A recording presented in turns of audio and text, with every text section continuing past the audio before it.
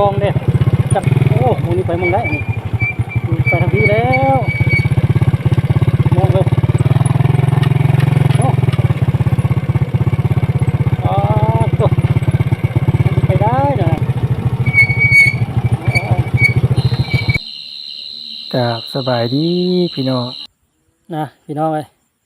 อัปเดตเส้นทางเข้าบ้านเนาะหลังจากฝนตกนี่เบื้องทางก็สิเพื่อนหลายแล้วมันเนาะบนรถแปลงก็แปลงบกจอดกันนะแปลงบุแล้วนะแล้วบนใดพี่แล้วแปลงนะเอาสิขี่เข้าไปเบิ้งไปฮอตพี่สำใดแล้วทาง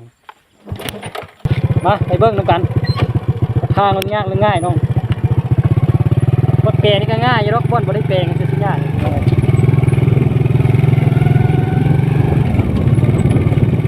ฝนตกมันจะตกมุ่งไปได้บ่วะได้ตัวยากบนบนได้แปลงมันจมแล้วละวุ่นเป็นเก้าเป็นก้อนก้อนไหนเท่แล้วเป็นไปเพิ่มเลยนะ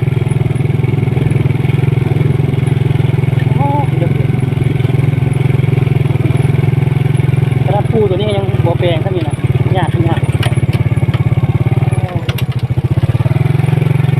ะไรก็ได้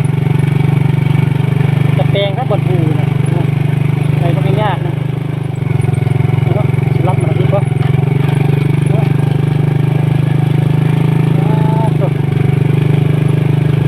ไม่ยากเนี่ยตัวเปลงเนี่ยแน่รถมาเลยที่รถก่อนจะมาล่ารถมาเที่ตลอดแล้วรถมา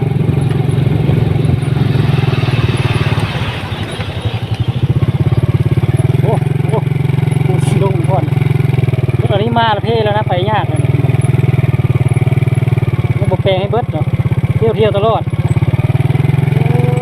ได้แล้วกันถ้าเป็นการเทมรู้จักเนี่ยกลางก็ได้แล้วเนี่ยตัวนานี่เฮ้ยนี่ไปไหนได้ดูยัดล้มเหนือบ่อนนี่ทางใดนี้กลางนี่เนาะ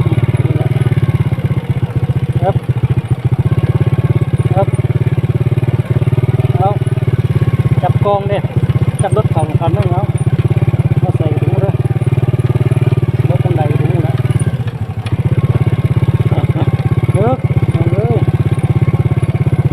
มันเปลงก็แล้วนะมันเปลงเป็นก้อนมันเปลงติดกันเลยนะนี่โอ้จบบอลนะตอนนี้กันรุ่นอย่างเงี้ยไปไหนได้ล่ะ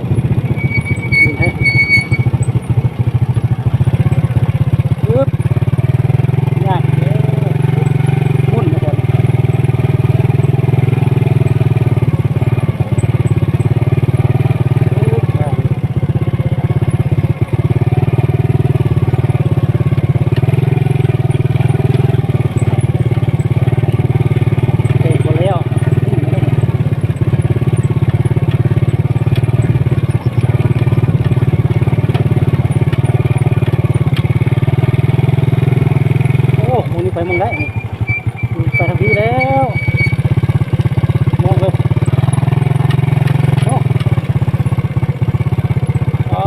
ตัวไปได้นะมันอย่างเงี้ยเดี๋ยวนี้นะ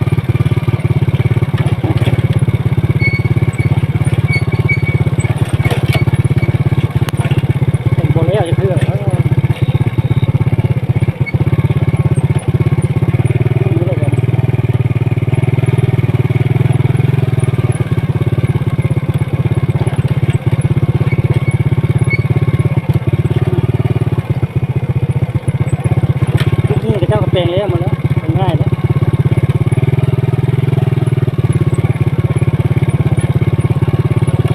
กระซับนี้ง่ายแล้วเนี่ยกูก็รอมันง่ายแล้ว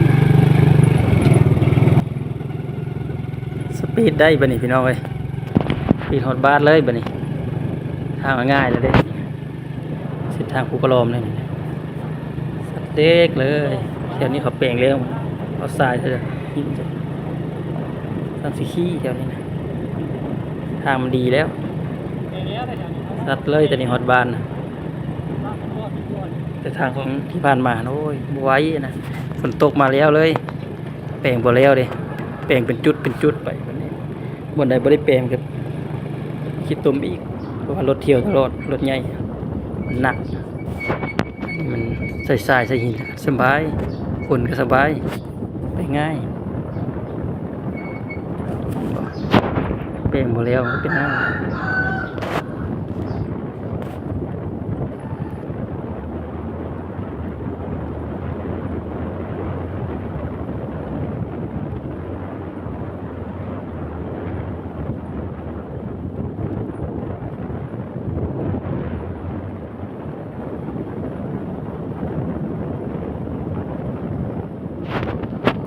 สามแถวนี้ง่ายสุดขี่ได้สบายถึงกับบทโพมันยากไปมาได้ง่ายสะดวกสบาย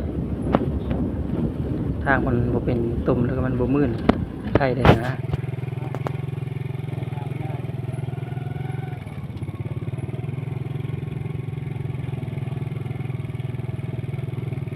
ยอดแล้วครับทงนานี่พี่น้อยก็ชมวิวครับยามแรงนี่อากาศบัดงามหลายทงนาบัด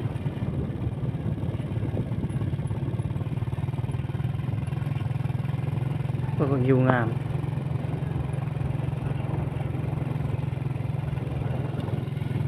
งามหลายนะรถใหม่ละรถเป็นดีไซน์รถนี่ล่ะเล็ดพายทางพี่ไว้นะมันหนักเด็กขี่ดีไซน์เนาะรถนี้บ่มามันก็บ่เพ่ทาง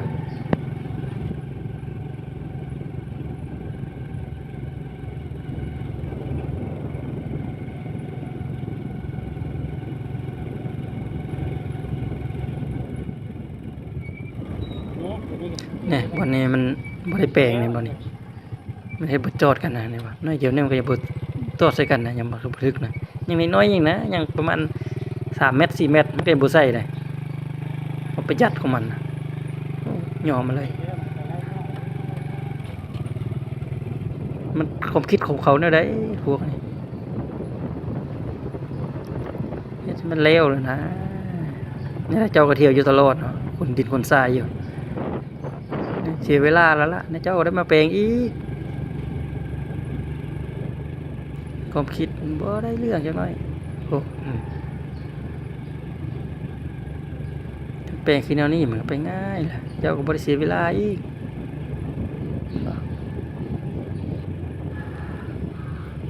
อันนี้จักเม่นยังบนบ่เปลงก็บ่เปลงใกล้ๆกันก็ยังบ่เปลงสิเปลงต่อก็เลยก็บ่นะอันนี้ก็ข้ามทิศข้ามแดน